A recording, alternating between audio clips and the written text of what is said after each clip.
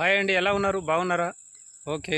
ప్రతి ఒక్కరూ బాగుండాలని కోరుతున్నా. అందుట్లో నేను ఉండాలని కోరుతున్నా. ముఖ్యంగా ఈరోజు మంచి వీడియో తీ ప్లే చేస్తాను, అప్లోడ్ చేస్తాను.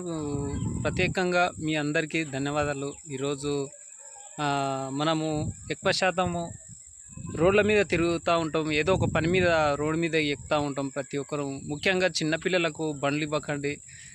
15, 16, 18 ఏళ్ళు నిండకముందే ఈరోజు బైకులు ఏ విధంగా నడుపుతున్నారంటే అతి ఘోరంగా నడుపుతున్నారు రోడ్ల మీద, సిటీలలో. కానీ ఈరోజు ఎంత ఘోరంగా జరుగుతున్నావో రోడ్ల మీద, ఎవరికి నిదానం లేదు. ప్రతి ఒక్కరు జాబ్ చేసేవాళ్ళు, ఎంప్లాయీ, గవర్నమెంట్ జాబ్ చేసేవాళ్ళు కానీ, బిజినెస్ చేసేవాళ్ళు కానీ, ప్రతి ఒక్కరు ఎంత వేగంగా పోతున్నారంటే అతి ఘోరంగా వేగంగా పోతున్నారు రోడ్ల మీద.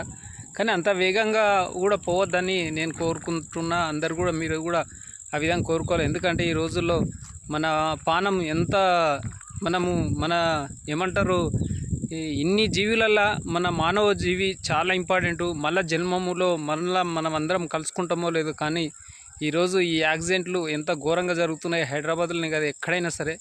కానీ ప్రతి ఒక్కరూ నిదానంగా బండ్లు నడపాలని నేను మరీ కోరుతున్నా. ఎందుకంటే ఈ రోజుల్లో మంచి పని చేయాలంటే ఎన్ని కష్టాలు అవుతుంటో మనకు తెలుస్తుంటాయి. ఒక మంచి పని చేయాలంటే చాలా కష్టం.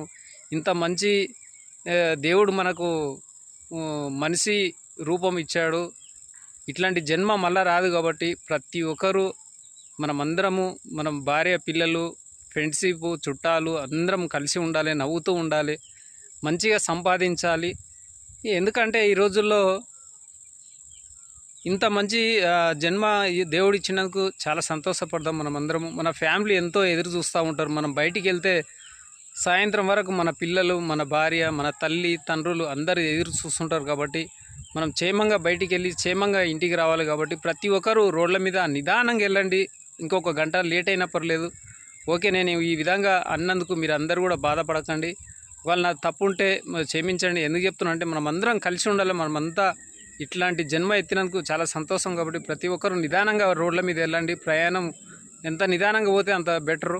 మనం వేగంగా ఏ వాహనం కానీ, బస్సులు కానీ, బైకులు కానీ, కార్లు కానీ ఎంత నిదానంగా పోతే అంత బెటరు.